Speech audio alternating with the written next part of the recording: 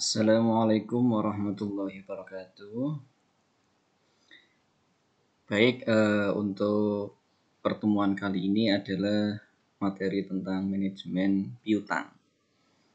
Kita harus tahu dulu manajemen piutang itu seperti apa, ya. Hutang itu apa?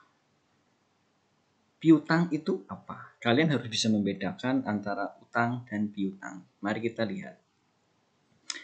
Untuk yang pertama, yang namanya resiko penjualan kredit, itu yang pertama tidak terbayarnya piutang. Di sini ada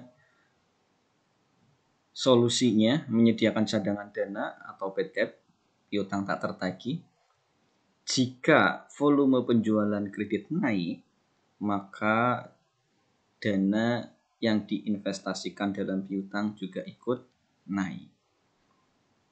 Serta risiko tidak terbayarnya piutang juga akan tinggi.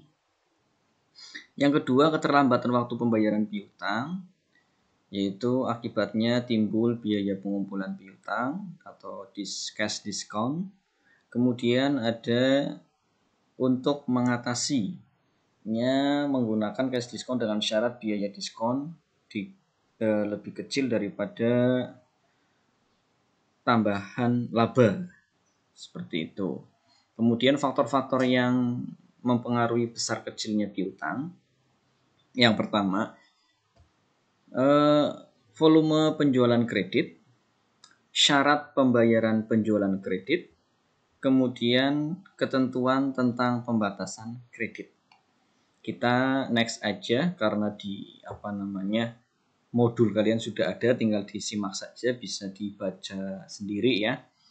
Kemudian yang keempat, kebijakan dalam pengumpulan piutang. Ada pengumpulan piutang secara aktif, kemudian pengumpulan piutang pasif, kemudian yang kelima, kebiasaan para pelanggan mengambil potongan atau tidaknya, lama persyaratan kredit, dan karakteristik industrinya. Adapun hal-hal yang terkait dengan pengumpulan piutang dan kebijakan kredit, yang pertama itu ada standar kredit, yang kedua termin kredit, yang ketiga potongan tunai, dan yang keempat adalah default rights. Kemudian biaya atas piutang, yaitu biaya penghapusan piutang, ada biaya pengumpulan piutang, kemudian biaya administrasi, dan biaya sumber dana atau modal. Nah, untuk manajemen piutang ini, yang pertama perencanaan jumlah dan pengumpulan piutang, yang kedua pengendalian piutang, dan yang ketiga adalah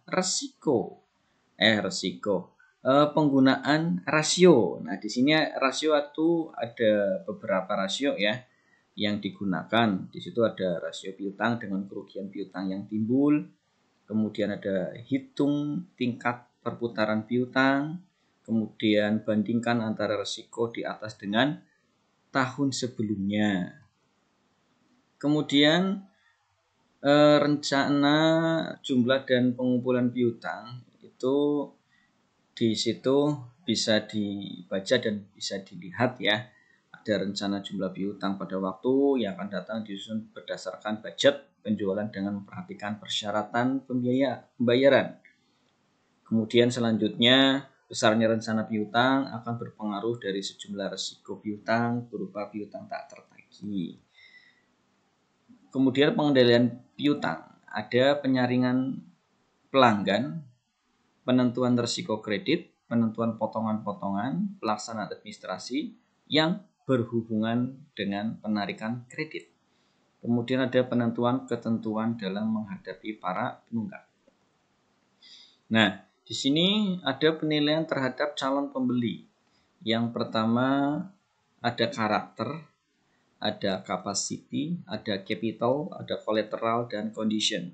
Di sini ada 1, 2, 3, 4, 5, terkenal dengan yang namanya 5C gitu ya. Ini keterangannya itu bisa Anda baca sendiri sesuai ada di modul. Kemudian langkah-langkah penentuan risiko kredit juga bisa dibaca ya, di modul ada semua. Nah, yang penting adalah perhitungannya di sini. Kita praktek. Perputaran piutang itu merupakan periode waktu terikatnya dana pada piutang kas. Kemudian inventory, piutang, dan kas.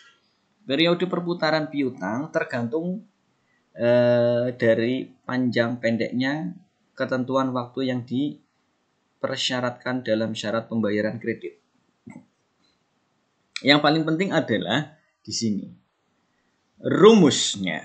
Nah, tingkat perputaran piutang.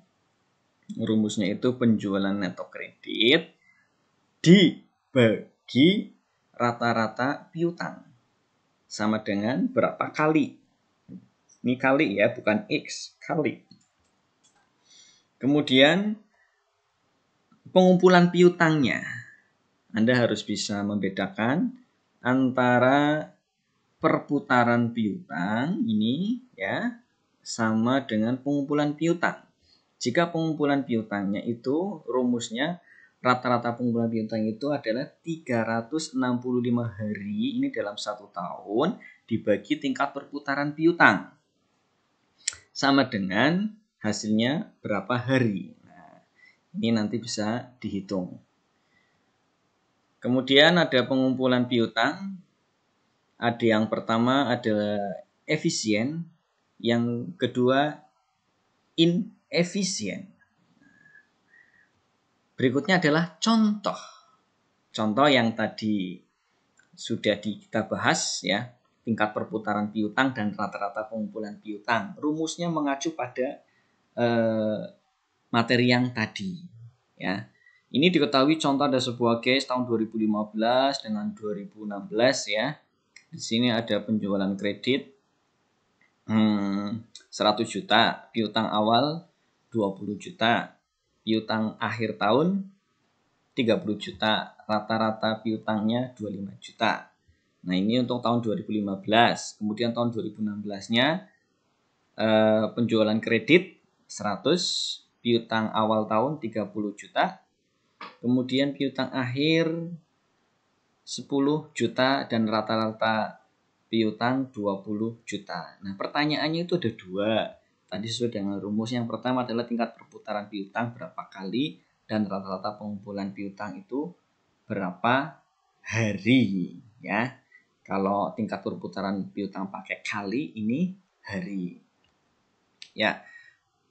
Silakan ada yang bisa mengerjakan ini sebagai tugas kalian, tinggal dimasukkan saja nilai-nilainya, kemudian rumusnya sudah ada, tinggal dihitung hasilnya berapa kali ya. Nah, setelah sudah dihitung, ternyata sudah ada hasilnya. 4 kali ada 91 hari. Yang tahun 2015, 2016-nya 5 kali dan 73 hari. Coba yang bisa menghitung sudah dapat hasilnya ini, coba maju ke depan, rumusnya seperti apa. Saya akan menilai langkah-langkah kalian dalam mengerjakan. Oke?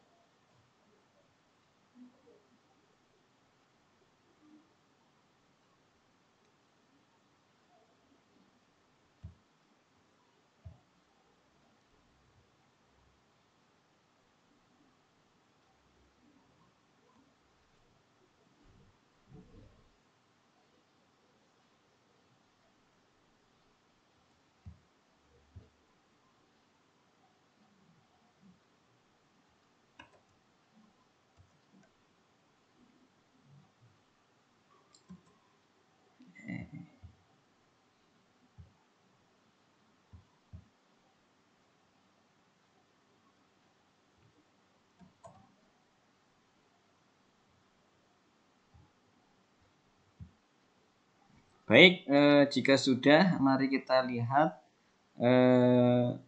latihan soal. Nah, ini kalian coba kerjakan. Ada sebuah case, latihan soalnya seperti ini, tahun 2007 dan 2008. Berapakah tingkat perputaran piutang tadi ya? Coba kalian kerjakan dan harus dikumpulkan ya. Saya tunggu. Saya akhiri sampai di sini dulu untuk materi manajemen piutang kali ini. Billahi taufiq wa hidayah. Wassalamualaikum warahmatullahi wabarakatuh.